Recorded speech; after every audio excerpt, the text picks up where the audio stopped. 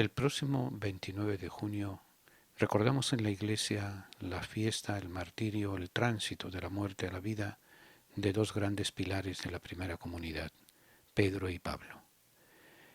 San Pablo y San Pedro son los pilares de la Iglesia, pero su categoría humana los convierte en modelos de coherencia y de rectitud. El libro de los Hechos de los Apóstoles, en el capítulo 12, versículos 1 al 11, nos lleva a recordar un famoso fresco de las logias vaticanas en que Rafael dejó plasmada la liberación de Pedro. Herodes lo había metido en la cárcel durante la semana de Pascua, pero mientras Pedro estaba en la cárcel bien custodiado, la Iglesia oraba insistentemente a Dios por él. Orar por Pedro era un deber de gratitud y de amor para la primera comunidad de Jerusalén. Pedro será bien consciente de que esa oración de su gente le ha liberado de las manos de Herodes y de la expectación de los judíos. También el otro apóstol, Pablo, era consciente de que el Señor lo había liberado de la boca del león para anunciar la salvación a gentes que antes consideraba como extrañas.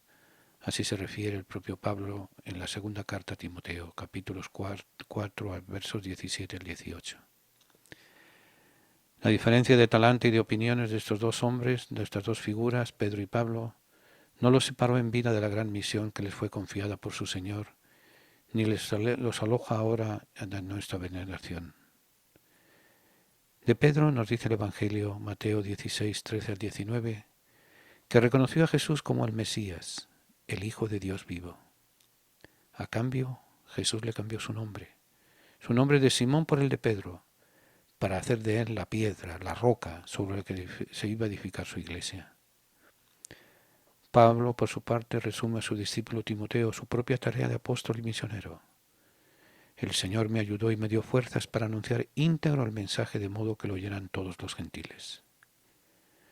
Los dos apóstoles y pilares de nuestra fe han sido liberados por Dios para convertirse en agentes de la liberación y en mensajeros de la verdad. Pedro es el modelo de una fe que reconoce a Jesús como el ungido de Dios. Esa era la condición mínima para ser un auténtico discípulo de Jesús de Nazaret. Los que pretendían seguirlo por otros motivos pronto abandonaron el camino. Y Pablo nos recuerda la necesidad de aceptar que uno ha corrido por la pista equivocada. Es evidente que en el mundo de hoy es muy difícil reconocer los propios errores.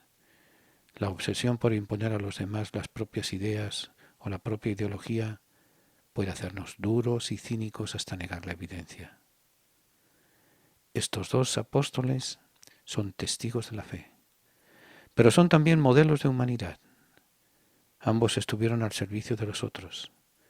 En un mundo secular, muchos ponen la salvación en la técnica o en la política, en el arte o en la guerra.